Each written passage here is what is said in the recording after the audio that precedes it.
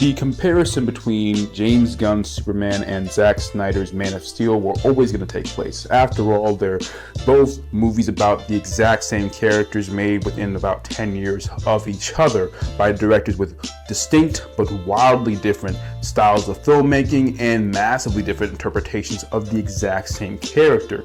And while some people would say that the comparison is subjective, it actually isn't. Since we're using the character Superman and the criteria of actually adapting that character properly, when you really look at it, there's going to be an actual winner between the two. One of them did make Superman, adapt Superman, far better than the other one did. That said, neither one of these guys did it perfectly. In fact, both of them had severe problems when it came to their adaptation and their view of Superman. And the reason for that is because James Gunn, quite frankly, doesn't understand superheroes. Meanwhile, Zack Snyder doesn't understand Superman.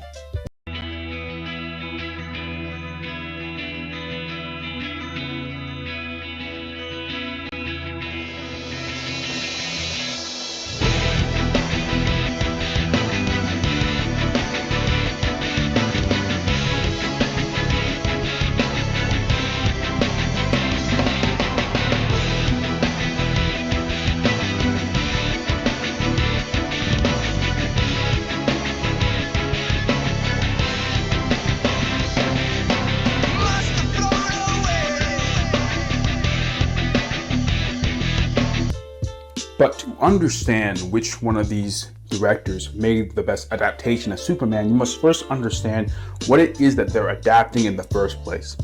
When it comes to Superman has many different interpretations of the character, but when you boil it all down to what it's actually supposed to be, it becomes pretty clear. Superman is supposed to be, again, look at his name, Superman. He's supposed to be both a man as far as the best idealization of what a man can be. That includes being stoic, being very masculine, being very strong, being very cheerful. He brings in hope. He has the justice idea. That's why he's a symbol of justice, hope, and peace. All those things are put together with the idea of being a man.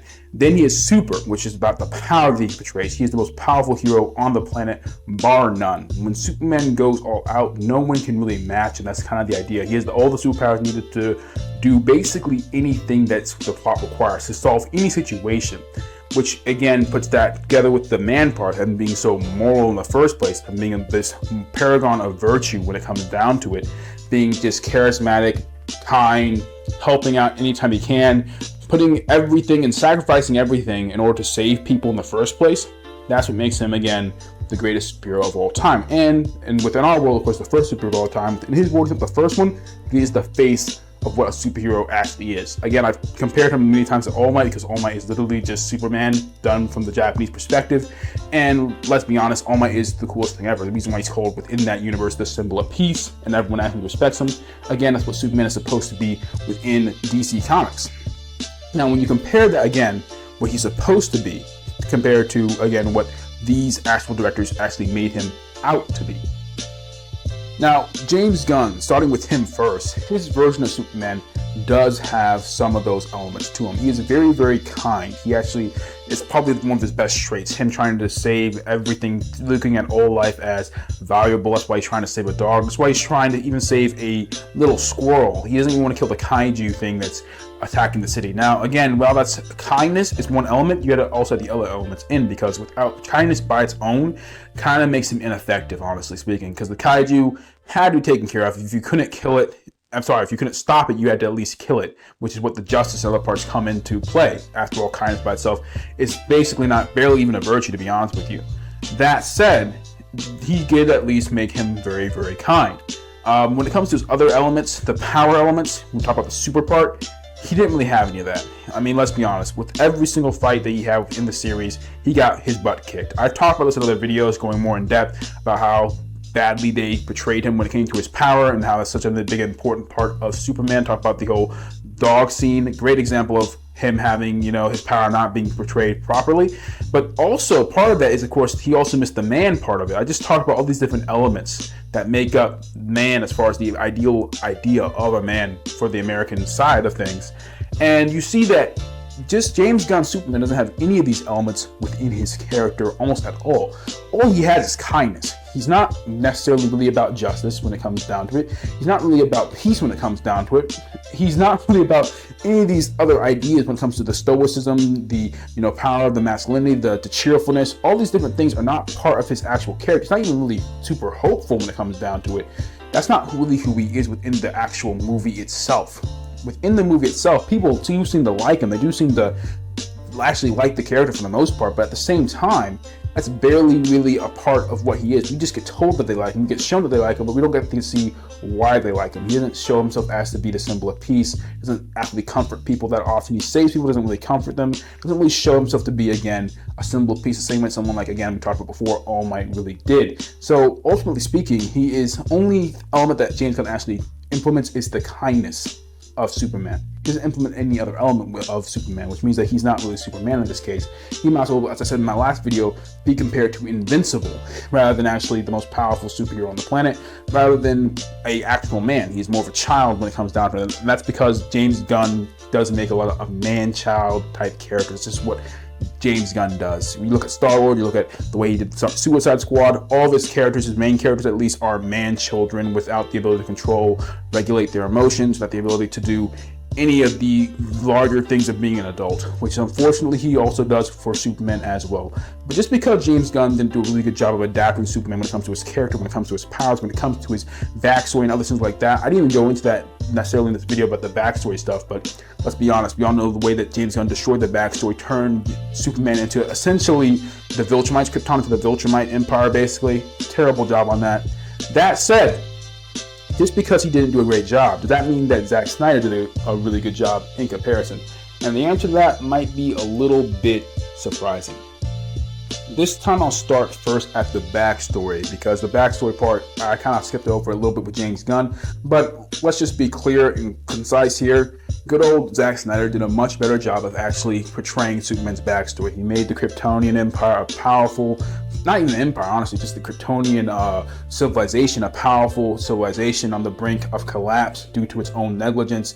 And he at least made Superman's parents, Jor-El, and I forget his mother's name, but regardless, they made them actual characters who wanted to push their son to do better, essentially. They gave him a life mission and a life goal, sent him out to be basically the beacon of hope for humanity and the symbol of progress, which is very good. He gave him a much better backstory. But when it comes to the actual version, Superman, did Zack Snyder actually do those well? Well, first of all, again, keeping with what Zack Snyder actually did well, the super part was very clear. Superman was the most powerful man on the planet, bar none. The man's power was just incredible within that universe, of course. And I think they did a really good job of portraying that. They portrayed his super hearing, how he actually mastered these powers, how he's basically, the most powerful man on the planet. He's a god amongst men, and that's a very important part of Superman's character overall. The movie was mostly about what does Superman do with this power, which is, again, it's not a bad idea for a Superman origin story. If you make an origin story about Superman, a lot of it should be about Superman discovering, not necessarily his power, but discovering his mission. Which, again, Jor-El does give him a good mission. Whether or not he kind of fits with that with the actual ending of the film is a whole different story, which again we're going to get into with the things that Zack Snyder didn't do very well. Part of that, again, is the man part.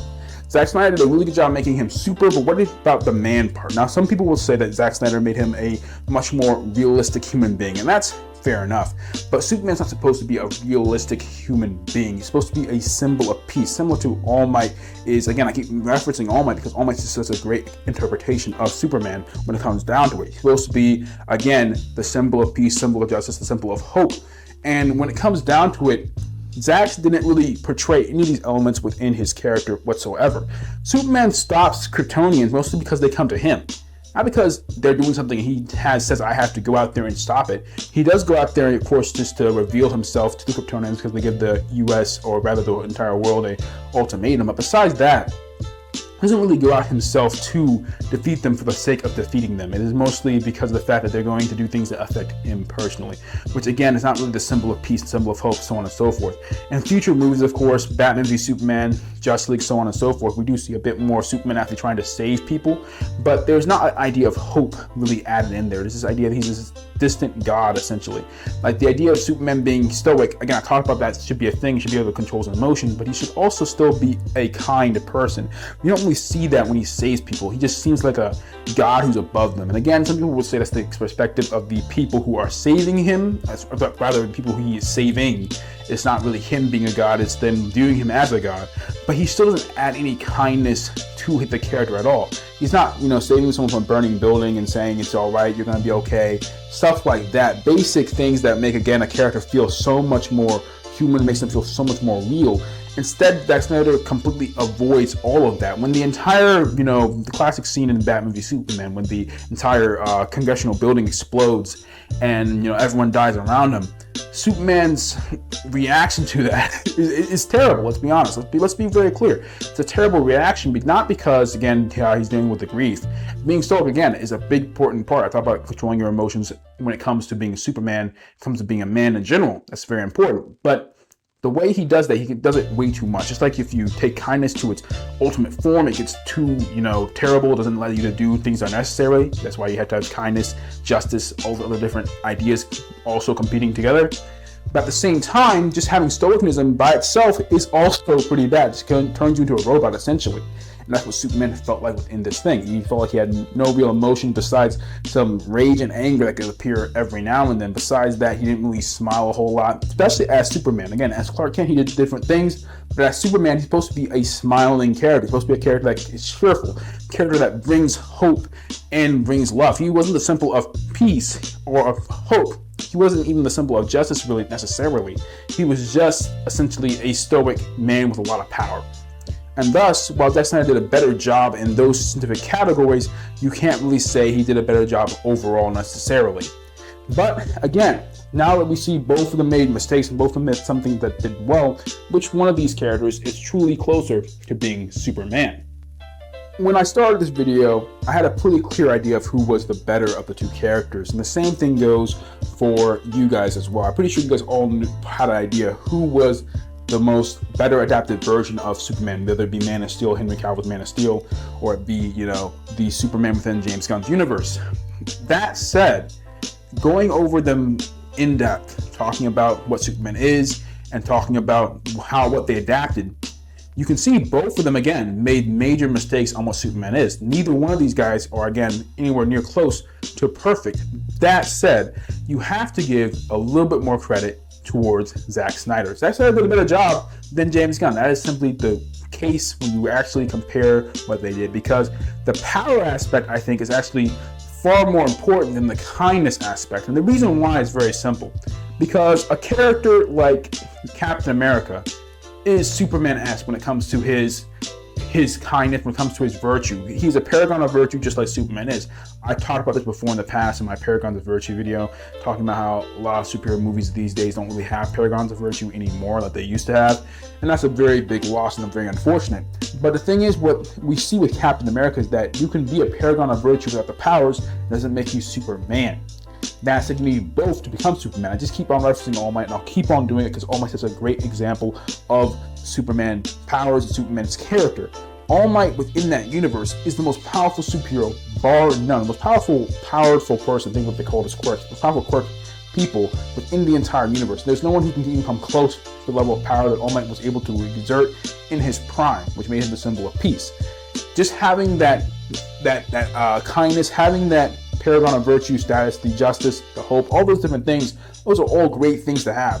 But without the power, you become a character like Captain America. Not a bad thing. Again, Captain America is great, but you're not Superman. The super part was super important when it comes to making a Superman type character. And since James Gunn fails at that part, and then can also fail at doing the justice, the paragon of virtue part, the justice, the hope, and the peace part, if he fails at all those parts while only having kindness, and again, not having power, of course he's going to lose to Zack Snyder, who, even though he didn't have either the hope or the justice, at least he has the power. At least he has the power to potentially do that. Again, then Zack Snyder's thing, I think I said this in another video, my previous video, but if I didn't, I'll say it right here now.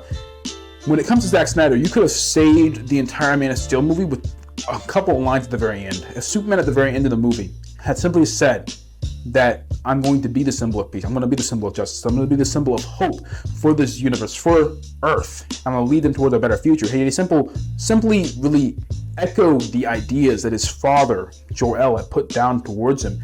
then you would have basically solved the entire movie right there. Of course, you would still make Jonathan Kent not what Jonathan Kent's supposed to be. You know, there's still problems, ultimately speaking, but you would at least have given Superman a mission to move forward with. That's part of the reason why, I said this before in that other video, I think, why Dark Knight did so well, because Dark Knight and Batman Begins and so on and similar movies gave Batman a clear ideology to go forward into the future with.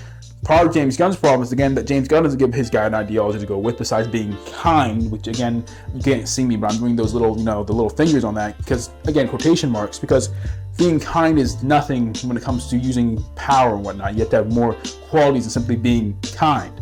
That said, Zack Snyder, again, not the greatest job, but he did solid. And that's what we really want. We want something that's close to the level of power we're supposed to have. Something with a couple of tweaks could be turned into a better thing. That's why Zack Snyder fans are still available while they're still around, because they understood, I think, even if it's not understood like deep in their soul, but I actually would say, I think, honestly, deep in their soul, rather than actually being in their upper mind, that Zack Snyder's Superman was closer to being Superman than James Gunn's Superman ever was going to be.